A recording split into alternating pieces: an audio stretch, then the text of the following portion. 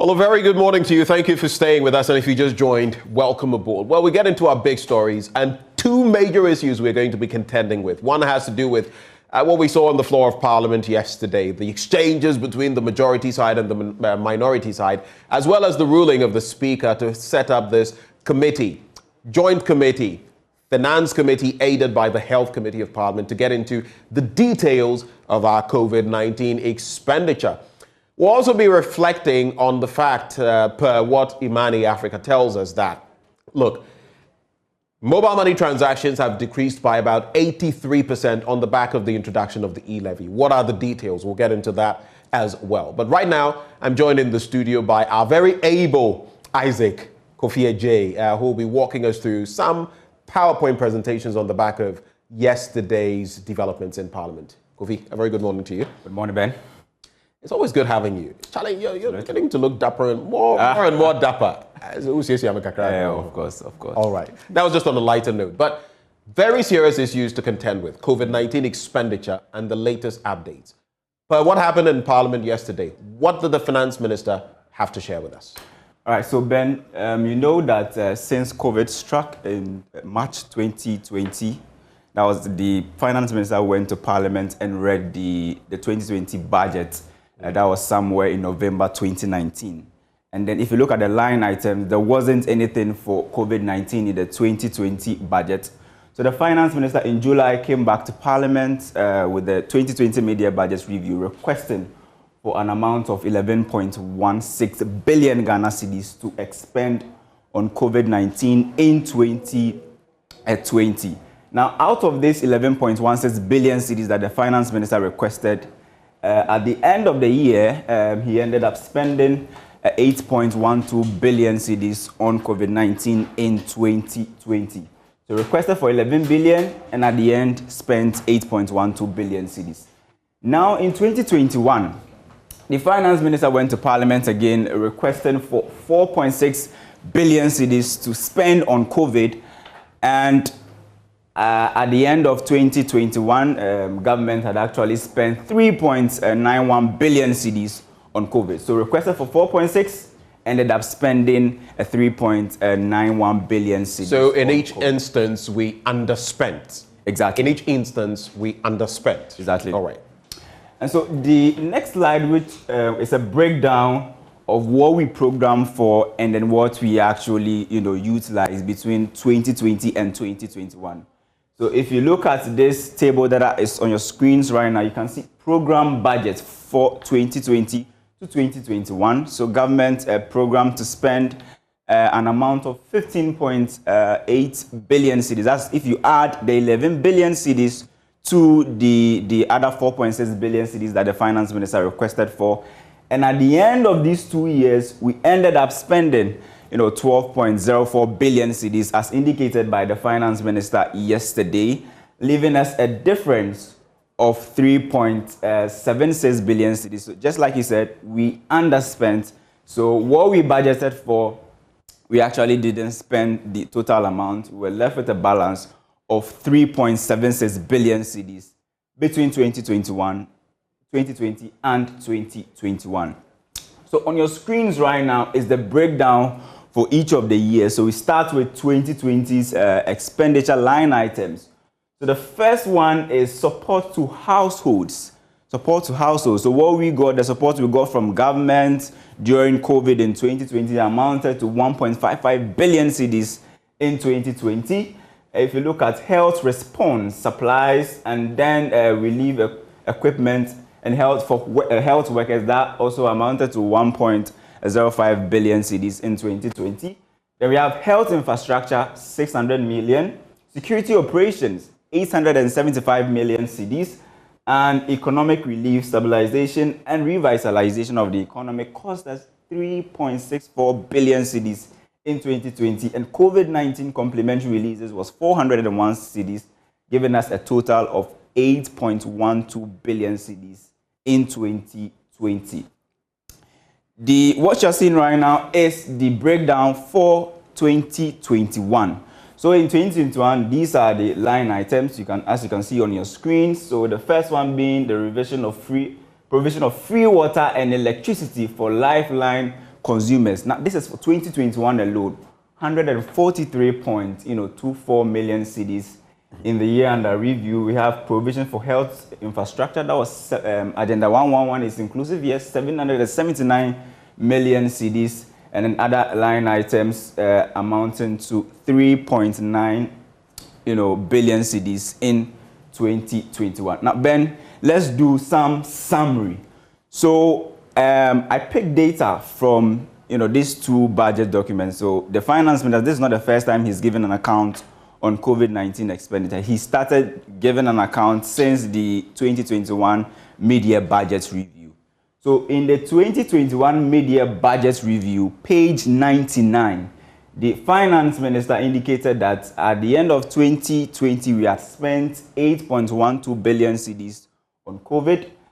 And the mid-year budget review actually gives you, this is 2021, it means it will give you expenditure items for January to September. That's the 2022 budget actually. Right. So the 2022 budget gave us an expenditure from January to September for 2021, and that was 2.65 billion Ghana cedis. This contained in the 2022 budget, page 335. And yesterday, the Finance Minister said, look, at the end of 2021, we had spent 3.9. It means if you add the 2.65 billion cedis to the 1.25 additional money that we spent between November and December, this will bring the total expenditure for 2021 to 3.9, giving us the 12.04 billion cedis that we talked about. Now, another important thing, Ben, that we have to talk about is the funding sources.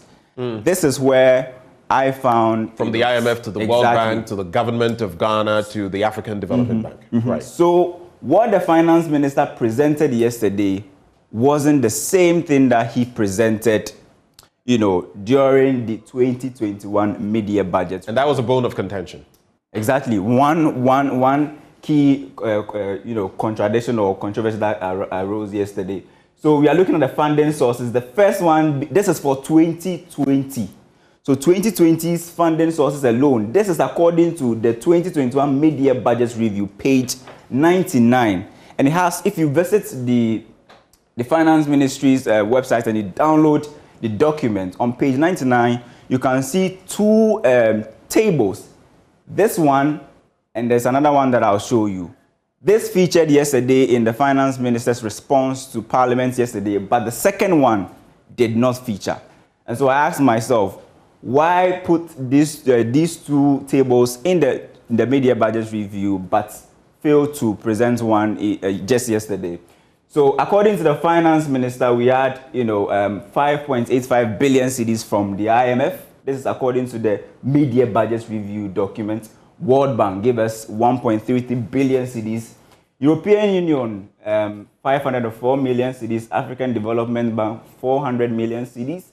Bank of Ghana, COVID-19 bonds, 10 billion cedis. And we also took 1.2 billion cedis from our contingency fund, totaling 19.3 billion. So this is for 2020 alone. Right. And this is the heading that was, present in the mid-year budget review for 2020.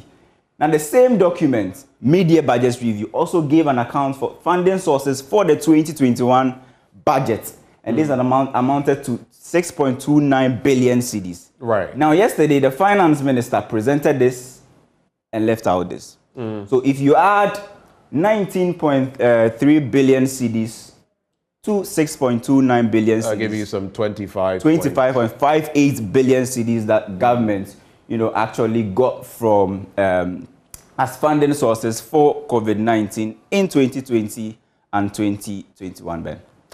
Interesting analysis there. Another thing that came up had to do with the COVID-19 Trust Fund. Yeah. And I'll be getting into some of those questions with my guests. But I guess more accountability being sought in Parliament. That, joint committee, Finance Committee, aided by the Health Committee. But Isaac, thank you so much for bringing us the analysis. Now, let's get to our guests who are already with us, who will be joining us with their thoughts. Kwaku Kwarteng is Member of Parliament for Boise West. He joins the conversation. He is also chairman of the Finance Committee. Economist Dr. Theo Champong joins us as well, together with anti-graft crusader Edem Senanu. All of them join the conversation. Let's quickly start it off. I would just like to find out from Honorable Kwarteng, first of all, Kwaku Kwarteng, especially as he is chair of the Finance Committee. What do you make, sir, of the proceedings in Parliament yesterday, the different thoughts that were espoused, shared? Do you feel the Finance Minister did enough to have averted what we finally settled on, what the minority was calling for and what the Speaker ruled on, which is let's have a committee, joint committee, Finance Committee of Parliament, Health Committee of Parliament, to probe further into this? Good morning to listeners. To start with, I don't think the Finance Committee should have been in Parliament to answer this in the first place. I think it was completely unnecessary, and therefore, if you ask whether pardon me, sir, what was completely unnecessary? The Finance Committee or the Finance Minister being the Finance Minister appearing before Parliament to give us the information, most of which they had already provided, most of which were in public domain, and therefore I did not find a need. Oh, it was unnecessary. Okay. Yes, COVID is not the only expenditure we had in 2020 and 2021. Now, there are institutional arrangements for auditing expenditures. This request by the minority, which request was granted by the Speaker, that the Finance Minister should come and account. He could not have brought receipts because the Finance Ministry itself did not spend the monies. The monies were spent by various agencies, various MMDAs, as were indicated in the minister's statement. So, if you want to really look at how the monies were spent and whether they were spent right, and you ask the Finance Minister to come to Parliament, and you probably were asking him if he was going to do a good job, he had to go around all the MMDAs, collect the receipts, the check transfers, the bank accounts, because when the auditors go to the MDAs, they don't just audit receipts, they also audit movements of money. So they know that World Bank gave us this, the money was paid into the Bank of Ghana's account, government's account at the Bank of Ghana, controller mandate the movement of the money moved to this MDA. They trace all that in the bank statement. That is when you would know whether some money that maybe should have gotten to this MDA got stuck here and how that money was removed. What are very stringent requirements for removing money from government accounts. You have to sign a check, they have to find out who signed the check and all that. I just didn't see how the Finance Minister was going to bring the receipts and the bank statements and do the work that the Auditor General is required to do in Parliament yesterday. All we were going to have was what we got. That he reads a statement, a set of people say this statement is good, a set of people say this money is missing. The media houses would join the fray and ask these questions, and then we all go and sleep. This is how we are managing our country. I think it was wrong for the Finance Minister to have done that, but I am happy they did because Parliament is tight with numbers. And once one side of the House says, we want something, even if it is illegitimate, if you do not allow, then it's tall business. So for me, the Finance Minister's appearance was rather to satisfy a political demand rather than pure public financial management need. That is my broad comment about this. But okay, so you say it was just to espouse or fulfill a political demand, aka because there had been the threat even that if he didn't show up, he shouldn't bring any business to the floor. So it was just to satisfy that. Yes, but in reality, if you ask what we have achieved by the Finance Minister coming to provide us, and you doing interviews with politicians like me, what would the country have achieved? When the auditors are there, and I'm sure 2021 they will be auditing, they are looking at hard movements of money. They are looking at receipts.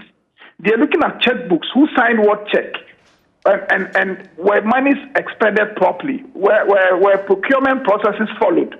These are huge documents in various MDAs, which work has to be done by a good number of auditors. That's why the Auditor General has so many auditors. So they get into these agencies and they do this work. How the Finance Minister could have done that, I don't know. The second point is that there's a constitutional requirement on Parliament, especially the committees, to investigate matters relating to our sectors. So if the Finance Committee, and this is a requirement under Article 103 of the Constitution. So if, for instance, we think that a particular MDA received funds as the Finance Minister announced in the budget, and we want that MDA to answer specific questions, we are required to, at the committee level, ask that MDA questions about the expenditures. The Auditor General, when they have finished with their auditing of the MDAs that spent all monies, including COVID monies, is required to put a report before Parliament, and that report will be referred to the Public Accounts Committee. Parliament, if there are issues, is able to set up a committee to deal with the findings of the technical people who have been trained to do auditing. So you deal with the findings. So they tell you that there are breaches of the Procurement Act. At that point, we are looking at compliance with laws that Parliament has passed. That is why I think that for Parliament to say that we do not want to do that work directly. So we, the committees, are almost saying that either we feel too lazy or for some reason, we have not been able to have this close engagement with the various sectors. And that will be done by different committees. And therefore, the Finance Minister should go and do that work on our behalf and come and account to us. It's to say that we don't know what clearly our mandate is. To conclude, look, I genuinely believe that what happened yesterday was to satisfy a political demand. It is never going to achieve any public finance accounting. And I worry that if we begin to do this, we are shifting attention from where the discussion should really be. When the Auditor General goes into these accounts, the numerous irregularities they uncover, which has been a traditional problem for decades, we should be having discussion about what we do with those reports. We have not done that. And we are not asking non-auditors to be auditing accounts. It's a fair point you make, and that is also the challenge of some people, because they feel the Auditor General's reports are not even delved into, because at any point in time you would have an administration in power that maybe would be against some surcharging here and accountability there. So that in itself hobbles the work of the Auditor General in terms of implementation, which is why some people say, let's not do this post-fact. Let's do it as it's happening so that we can stem the tide of any such happenings. But so in other words, just to clarify with you, this was an exercise in futility. Just a yes or no answer would do. Well, it's when you say exercise in futility, then you're saying that maybe it could have been, the minister could have done something else to achieve helpful outcomes, and that he probably didn't do it. No, I'm pointing to the whole fact of think that the whole invitation. Exactly, that's my point. That's my point. It was an unnecessary exercise. I completely believe so, and I've expressed this in Parliament, and I hope that going forward, we do not do that. But, we need to also understand the background to this.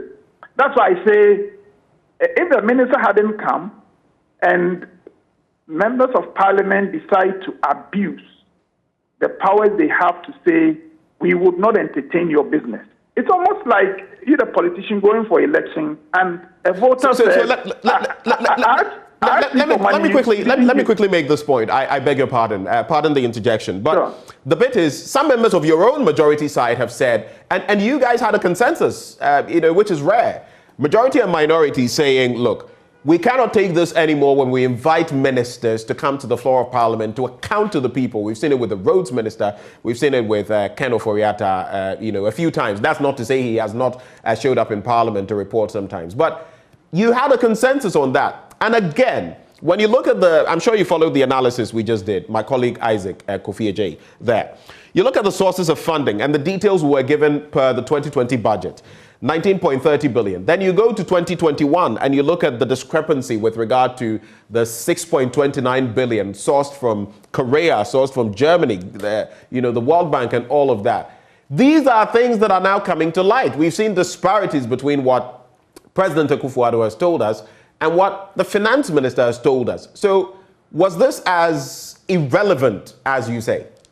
All these are contained in public documents. All the information that have been provided are in the public domain. Look, if you look at the total amount that the minister said the government had gotten from the sources listed, I think under paragraph 12 of his statement, let me confirm, under paragraph 11 of his statement, coming to 19.3, he gives the breakdown. This has been accounted for. A lot of these have been accounted for in the 2020 and 2021 and 2022 budget. 2021 would cover 2020, and then the 2022 covered 2021.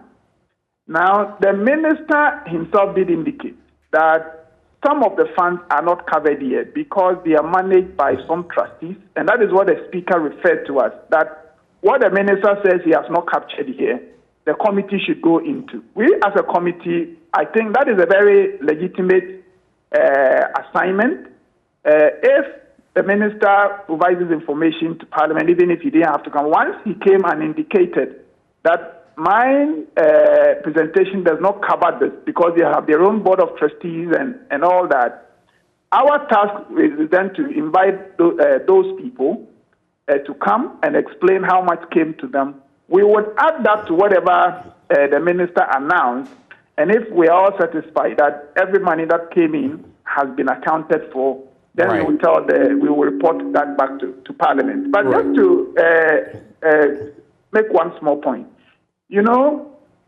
ministers, you're right, and I'm one of those who believe that when ministers are invited, they should come. And if ministers are not coming, either because they're busy or because they're not prioritizing the work they themselves bring to Parliament, it should be cause for concern. And I don't think anybody should defend any minister that does that. When we were in opposition, we complained several times that the ministers were not coming. It's a fact. It's a complaint that I continue to hear, and we are collective in our view that should not happen. That is not the issue. The issue is if the minister is going to come, what do you bring the minister to do? That is the issue here, and I'm saying that on this occasion, what the minister was brought to do was unnecessary. But as I said, I was in the chamber that day when the matter came up, and when people just said we're not going to proceed with business until this has been done. I was happy because there was a COVID facility. Right. That was it was almost a grant. It was such a good facility for us because the interest on that was so low. The portion of it that was a grant was so big that I told my colleagues that, look, if you want a finance minister to come, you can do it on any other facility. But this facility is almost free money. Right. So let's not treat it that way. And the thing the government was going to use it for was for post-COVID health-related issues. So let's not. But somehow they insisted. That matter is still before Parliament. We have not done it. If we had not, and I close on this, if we had not agreed, because that day the minority were in a greater number in the chamber, the option we on the majority side had was you either stand this down and let the finance minister come to do what I consider to be unnecessary, or we will shoot down the request. So they would just have voted that this facility, Ghana is not taking it. And I weighed the two and I said, let's get along with the minority so that at least we can preserve that money. So now that the finance minister has come, today I hope we'll be able to clear that facility. It's a cheap facility, then government can clear so that we don't have to take the more expensive facilities that would add to public debt. So that is what I would say. The last point I would like to put across in terms of... Very quickly, I have to bring in the other guests. Very quickly. I don't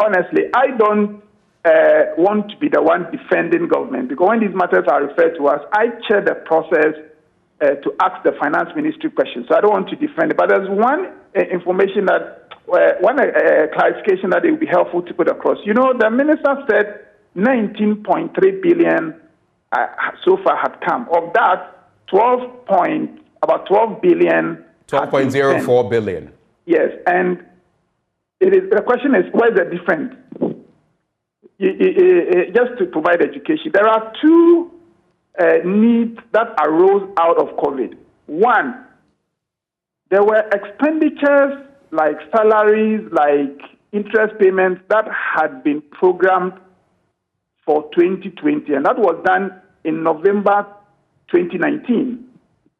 So those expenditures were there. When COVID hit in 2020, two things happened. One, the revenue for the traditional expenditures we had planned for did not come. Right. So there was a revenue shortfall. And then two, COVID itself brought unplanned expenditures. For instance, you needed to provide PPE, which had not been provided for in the budget, which is why the supplementary estimate came for parliamentary approval. Right. Now, the 19.3 billion, and I'm able to speak like this because I was then a deputy minister in the ministry. The 19.3 billion, a part of that money went to fill the gap created by COVID, because government, the Ghana government, unlike other governments, did not want to say, I am touching the salaries of workers and I'm doing this. So all the traditional expenditures had to be fulfilled. So a part of the money was used to fill the gap which has arisen as a result of the revenue shortfall. And that is what the minister I think that clarity, that clarity was delivered yesterday by one of the deputy ministers. Abena actually gave that clarity. So those are my thoughts on what happened yesterday. Right. Thank you. Thank you so much.